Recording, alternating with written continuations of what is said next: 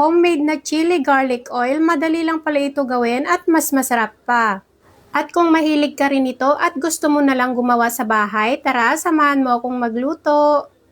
Gagamit lang tayo dito ng meat grinder at gigilingin lang natin ito ng pinong-pino. 1/4 kilo lang pala ng siling pula ang binili ko. Pwede naman kayong magdagdag kung gusto nyo ng mas madaming bawang. Gilingin lang muna natin ito ng pinong-pino. At kapag okay na katulad nito, pwede na tayong maglagay ng cooking oil. Kung gagawin nyo namang pang stock or pang negosyo, mainam na gumamit kayo ng olive oil dito para hindi siya masira agad. Then, i-grind lang natin ito ulit. At dapat ganito yung magiging consistency niya. Pinong-pino talaga siya tingnan mga mare, oh. Ilipat lang natin dito sa kawali, yung tirang mantika kanina, isama na rin natin dito. Balit 2 cups pala ang nagamit ko lahat. Then, isang kutsarang oyster sauce, isang kutsarang asukal, 1/2 teaspoon ng asin at 1/2 teaspoon ng paminta.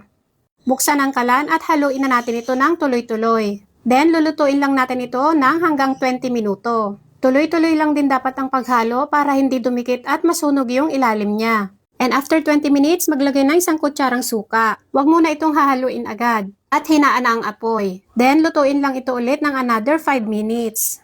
At ayan, meron na tayong homemade na chili garlic oil. Napakadali lang palang gawin ito, kaya itry nyo na rin. Pwedeng pambenta at pang-stock na rin. At nung malamig na, sinalin ko lang dito sa maliliit na bote.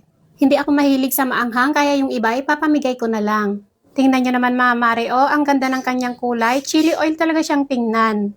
Sakto, may pinabili akong big siomai dito. Lagyan lang natin ng kalamansi at liquid seasoning. At lagyan natin ng maraming chili oil.